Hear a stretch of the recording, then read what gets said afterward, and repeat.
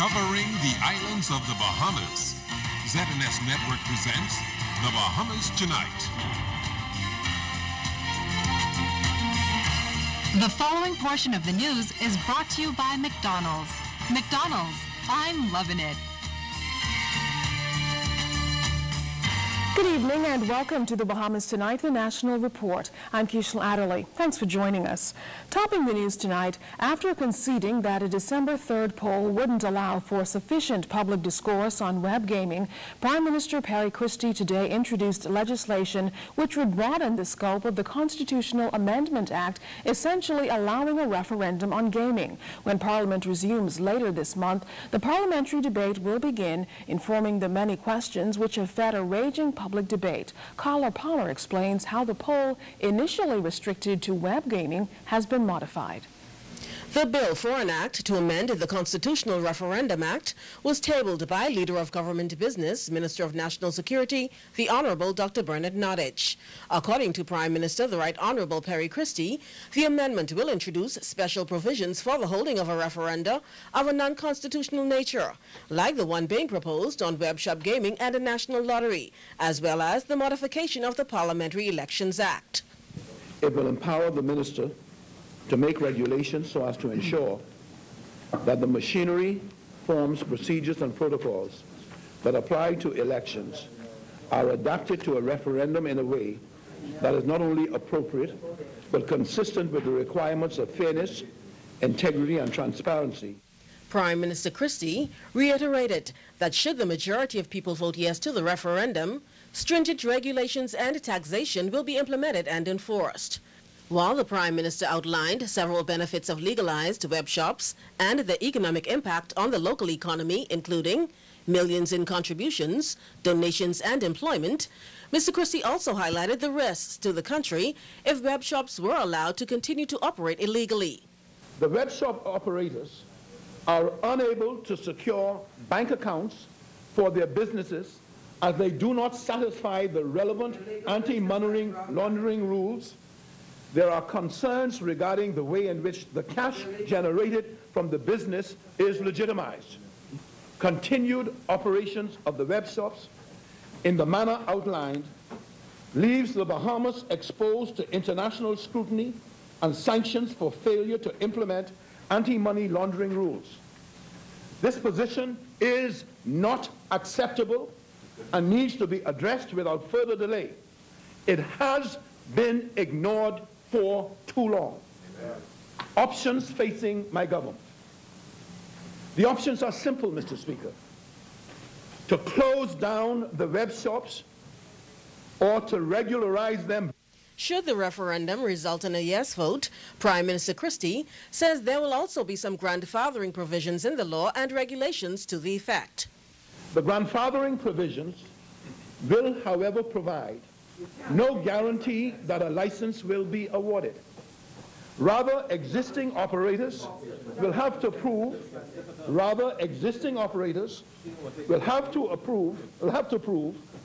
that they have conducted their gaming operations with integrity and fairness towards consumers, and moreover, that they have the financial capacity and organizational structure to meet the high regulatory standards that will be demanded of them. Pledging to ensure a free and fair national referendum come January 28th, 2013, Prime Minister Christie says, whatever the outcome, the government will respect, honor, and abide by the results. The House of Assembly has been suspended to November 21st, at which time debate on the bill is expected to begin. I'm Carla Palmer for the ZNS Network News. Opposition leader Dr. Hubert Minnis expressed a desire to deliver a communication on the issue, but House rules didn't allow him to do so during today's proceedings. But the opposition did have its say, explaining what it likes about this latest development and what it'll still be closely monitoring. Here's Cyan Thompson.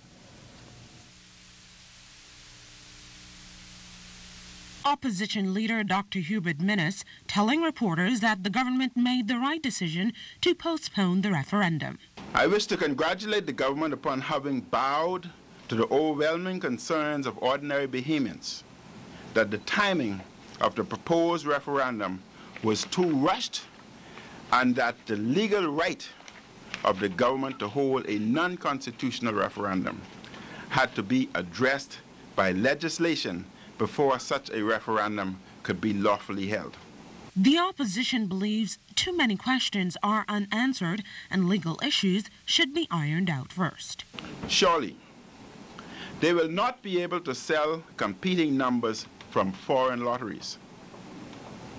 And what will be the government's position on possibly illegal internet casino gambling under international law? No doubt the government will be able to answer these questions as persuasively, and reliably as it has dealt with the issue of legality of a non-constitutional referendum prior to today. Dr. Minnis claims that it appears as if the gaming industry would be in the hands of a few based on initial information. That of the 8 established web shop operations, only 2 or 3 would eventually be licensed. Operators would naturally be concerned to know exactly what the fair, transparent, and objective standards would be in determining whose businesses would be permitted to continue and whose businesses would be forcibly closed down. The referendum will now be held on January 28th. For the ZNS Network News, I'm Cyan Thompson. It was late yesterday that Prime Minister Christie announced the postponement of the poll. Beside him at a press conference was one of the partners from Dixon, Wilson & Co., the UK-based firm which advised the government on the feasibility of various forms of gaming. James Kidgell said the company took a range of factors into consideration before reaching the conclusion that a national lottery would not be financially viable. A Bahamian lottery would need investment from or participation in one form or another from some commercial enterprises, be it the government contracting with commercial enterprises or a commercial enterprise operating the lottery itself. And based on the figures that we would expect the lottery to generate, it seems difficult to see how a commercial enterprise will see the returns that they would expect from participating. Kidgell was also questioned about how big a lottery jackpot could get, all things considered. I don't think we've got that far in the assessment, but if you look at the Trinidad and Tobago example, a population of roughly 4 times the Bahamian population, you could be looking at jackpots of $500,000. In other news tonight, education officials are reviewing the state of school buildings in the aftermath of Hurricane Sandy. The education minister says he awaits the assessment reports, and he's including in his review buildings which have been in a state of disrepair for a prolonged period of time. Janaea Noel Ferguson has more. Education Minister Jerome Fitzgerald is expecting a report on the damage sustained to schools throughout the island from Hurricane Sandy by the end of this week. But he predicts that the price tag for repairs will not be in the millions, as damage to schools could be considered minimal. We estimate that in total probably going to be around $100,000 to $125,000 worth of repairs that we'll have to do throughout the country. And we are moving on those quickly, so we won't have to wait until the next budget year to have those repairs done. While that is good news, the education minister said there could be a delay to the school in Crooked Island, which was left in a state of disrepair following Hurricane Irene last year.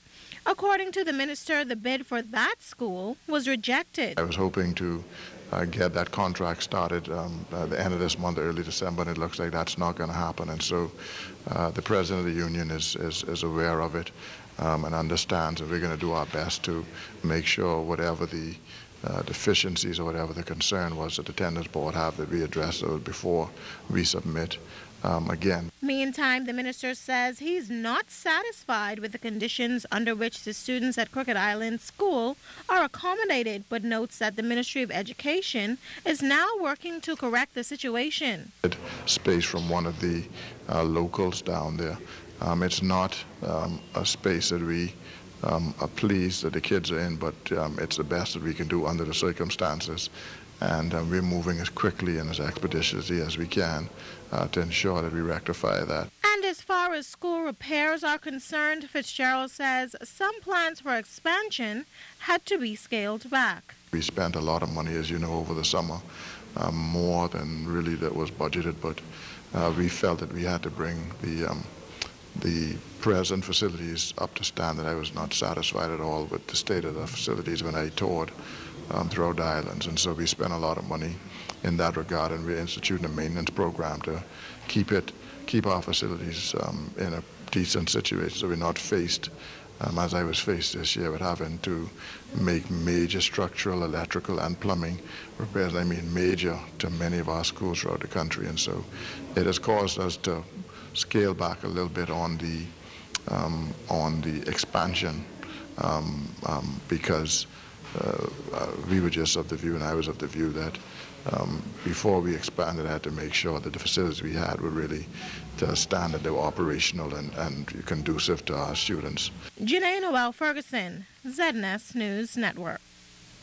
They may not be the target market of straw vendors, but Bahamians have an opinion on operations at the straw market. Today, we took to the streets for feedback on the arrears which left more than 50 vendors barred from their stalls this week. I think most of the people, they like to take advantage of the government because they lean on the government for too much. You know, for $5, man, come on. You know, go there and be independent, make your hustle, pay your rent. That's more important. See, the government have a job to do. I respect that, and the straw vendors must remember that. That's a new market, and it cost some $12 million. I was a part of construction. And that $5 per day, it's reasonable. You should just pay it. That's all. Pay it and work. Make a living. Well, still to come in the Bahamas tonight, we'll tell you why the murder trial of Stephen Dye Stubbs is postponed again. That's after the break.